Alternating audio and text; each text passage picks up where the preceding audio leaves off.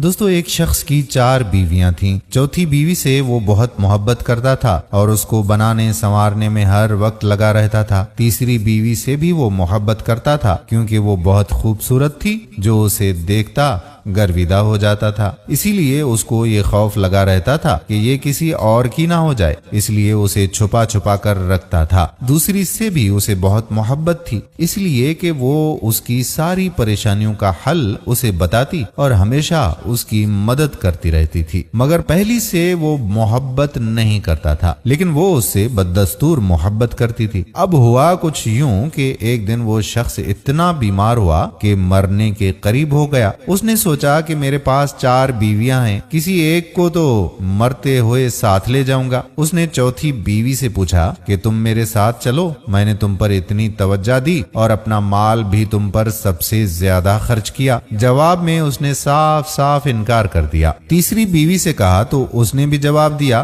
कि दुनिया में अभी मेरे चाहने वाले बहुत हैं, मैं किसी की भी हो जाऊंगी। दूसरी बीवी ने कहा कि मैं सिर्फ कब्र तक तो साथ जाऊंगी, मगर इससे आगे मैं नहीं जा सकती। ये बड़ा परेशान हुआ। अचानक पीछे से आवाज आई कि मैं तुम्हारे साथ कब्र तक चलूंगी, अगरचे तुमने कभी मेरी तरफ तवज्जो नहीं की। जब उसने पीछे मुड़कर देखा तो उसकी पहली बीवी थी, जो अदम तवज्जही और ग़िज़ा की कमी की वजह से बिल्कुल बेचारी कमजोर हो चुकी थी, जिसके सबब कब्र में उसके किसी काम की ना थी। अब ये अफसोस कर रहा था कि मैंने ना समझी में गलती की। अगर मैं इस पर तवज्जो देता तो आज ये कब्र में मेरी अच्छी रफीक और साथी होती। दोस्तों चौथी बीवी से मुराद हमारे आज़ा थे, जिनको बनाने संवारने में तो हम लगे रहते हैं, मगर मरते ही ये हमारा साथ छोड़ देते हैं। तीसरी बीवी से मुराद हमारा मालो मनाल, दौलत व जायदाद वगैरह है कि सारी जिंदगी लोगों से छुपा कर रखा,